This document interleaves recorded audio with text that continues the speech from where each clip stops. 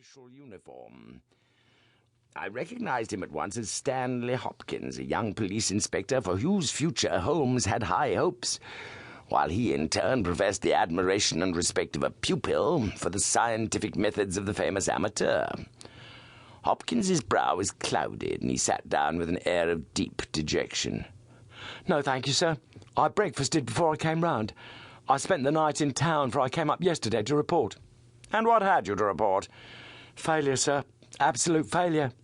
"You've made no progress?" "None." "Dear me, I must have a look at the matter." "I wish to heavens that you would, Mr. Holmes. It's my first big chance, and I'm at my wit's end. For goodness sake, come down and lend me a hand." Well, it just happens that I have already read all the available evidence, including the report of the inquest, with some care. By the way, what do you make of that tobacco pouch found on the scene of the crime? Is there no clue there?" Hopkins looked surprised. "It was the man's own pouch, sir. His initials were inside it, and it was of sealskin, and he was an old sealer." "But he had no pipe?" "No, sir, we could find no pipe. Indeed, he smoked very little. And yet he might have kept some tobacco for his friends." "No doubt. I only mention it because, if I had been handling the case, I should have been inclined to make that the starting point of my investigation. However, my friend Dr. Watson knows nothing of this matter, and I should be none the worse for hearing the sequence of events once more. Just give us some short sketches of the essentials." Stanley Hopkins drew a slip of paper from his pocket. "I have a few dates here which will give you the career of the dead man, Captain Peter Carey. He was born in 45, 50 years of age. He was a most daring and successful seal and whale fisher. In 1883 he commanded the steam sealer, Sea Unicorn of Dundee.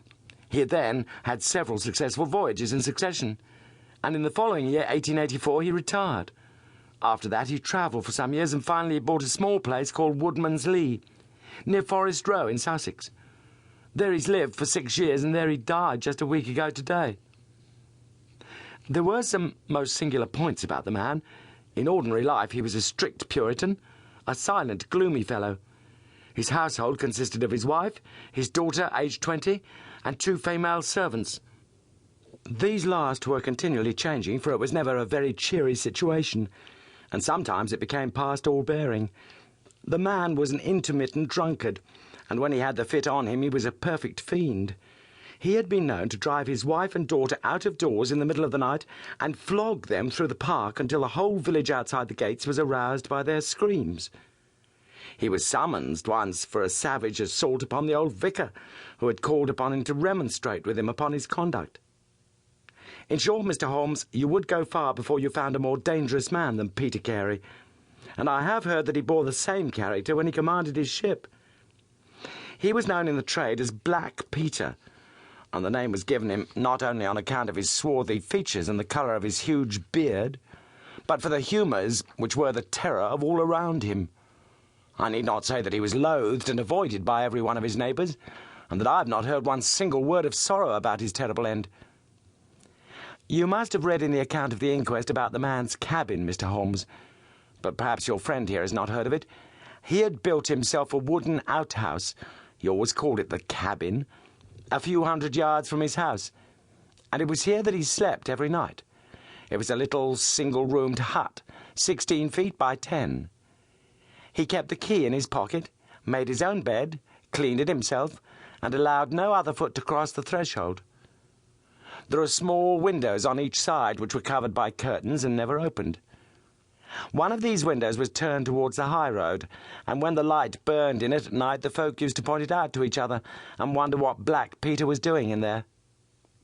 That's the window, Mr. Holmes, which gave us one of the few bits of positive evidence that came out at the inquest. You remember that a stonemason named Slater, walking from Forest Row about 1 o'clock in the morning, 2 days before the murder, stopped as he passed the grounds and looked at the square of light still shining among the trees. He swears that the shadow of a man's head turned sideways was clearly visible on the blind, and that this shadow was certainly not that of Peter Carey, whom he knew well. It was that of a bearded man, but the beard was short and bristled forward in a way very different from that of the captain.